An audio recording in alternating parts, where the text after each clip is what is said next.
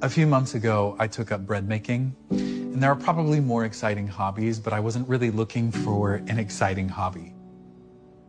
Life has felt chaotic and confusing for a while now.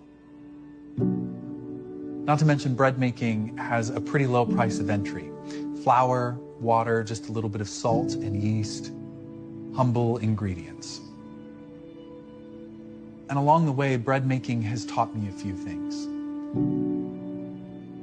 Like, there's this one part in the process, after you've added all the ingredients and you've mixed it all together, that you just wait.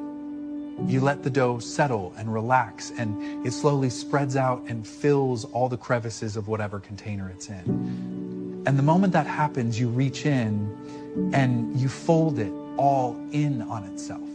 You stir it all up and turn it over, and then you wait some more.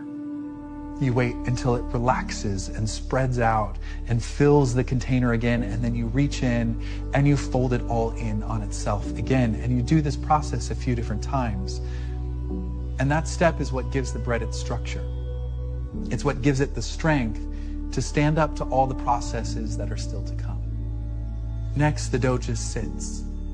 Nothing else. You don't look at it, you don't touch it, you don't breathe on it. And if you watched it, it would look like nothing is happening.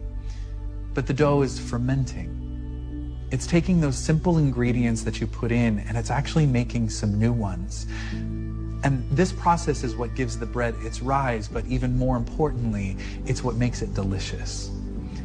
And then finally, after a few more steps, you put the finished loaf into the oven with the heat turned all the way up, and you bake it until it's perfect.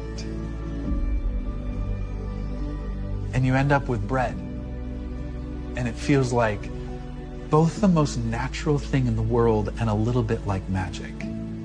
Because what began as very humble ingredients has suddenly become so much more than just the sum of its parts. And you can probably see where I'm going with this. For a while now, it has felt like God has just kept reaching into my life and stirring things up. And the moment that it feels like I've started to get a handle on those changes, like I have relaxed into them, it feels like He reaches back in and stirs it all up again.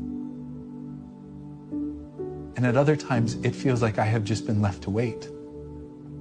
It feels like God has just abandoned me. And then other times, I have felt that intense heat, the rise of the pressure and the panic, and it feels like more than I can possibly handle. How about you? Maybe today it feels like everything is getting stirred up. Maybe you had just started to feel like you had a handle on everything, and now everything changed. The whole world changed. Will you trust that even in that disorientation, God is doing the work to strengthen you, to prepare you for everything that's yet to come? Or maybe today you feel abandoned. It feels like God has walked out the door.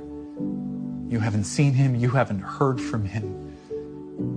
Will you trust that in that loneliness, in the waiting, God is doing the work to transform your ordinary ingredients into so much more than the sum of your parts? Or maybe today it feels like the heat has been turned all the way up. And it feels like more than you can possibly handle. Will you trust that God is doing the work to perfect something in you?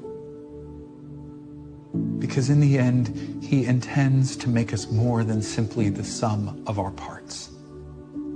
He plans to strengthen us, change us, and perfect us.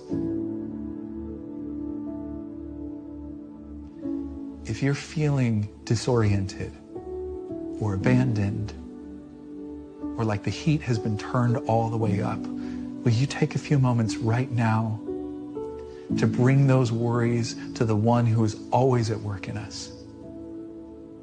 Bring it all to God.